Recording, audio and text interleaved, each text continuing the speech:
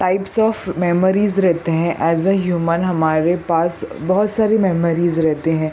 हम बचपन की मेमोरीज़ रहते हैं, हमारे चाइल्डहुड जो रहते हैं, या अच्छी मेमोरीज़ रहती हैं, या फिर जो हमें बुरी मेमोरीज़ कह दीजिए हमें ट्रॉमा करती है। टाइप्स ऑफ मेमोरीज़, जैसे हम एज के साथ ग्रो करते रहते हैं, टाइप्स ऑफ मेमोरी हम गैदर कर देते हैं।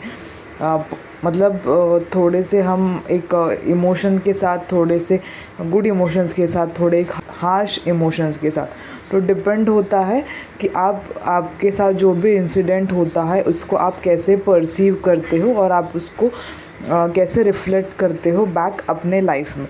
तो जब आप मेमोरीज़ के बारे में अगर हम देखेंगे, अगर आप थोड़ा टाइम, आइडल टाइम खुद के साथ स्पेंड करेंगे, तो आप देखोगे कि आपको समझ आ जाएगा कि ये इमोशन या फिर ये पर्टिकुलर मेमोरी जो है आपको क्या लेसन दे रही है, या फिर आपको क्या अच्छा यादगार लाइक बता रही है। ये डिपेंड होता है।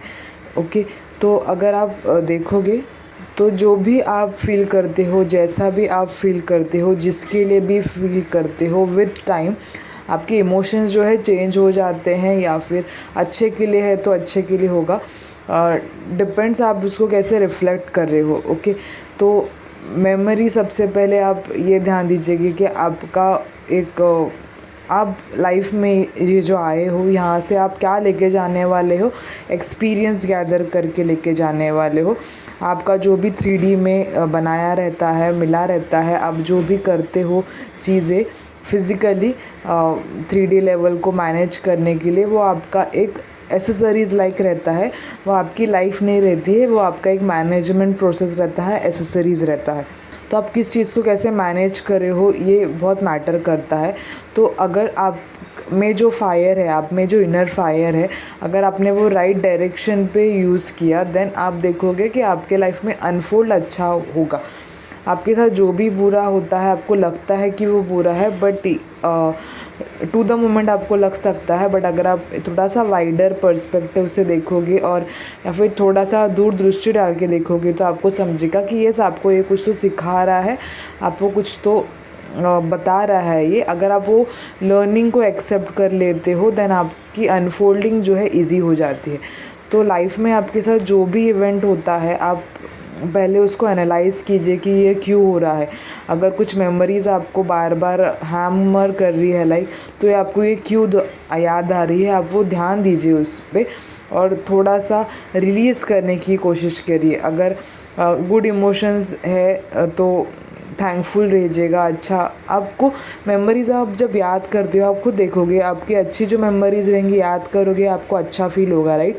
यानी वो आपको कुछ तो मोटिव कर रही है, कुछ यस आप थैंकफुल हो, ग्रेटफुल के लिए, आपके लाइफ के पाथ जर्नी के लिए आपको वो मेमोरी याद करती है। बट अगर आपको कुछ इंसिडेंट्स है जो आपको हार्म कर रहे हैं, आपको बहुत नेगेटिव इमोशंस में लेके जा रहे हैं, देन आप उसको इग्नोर मत कीजिएगा। थोड़ा टाइम उस पर ध्यान दीजिएगा कि आपको इमोशंस क्या सिखा रहा है।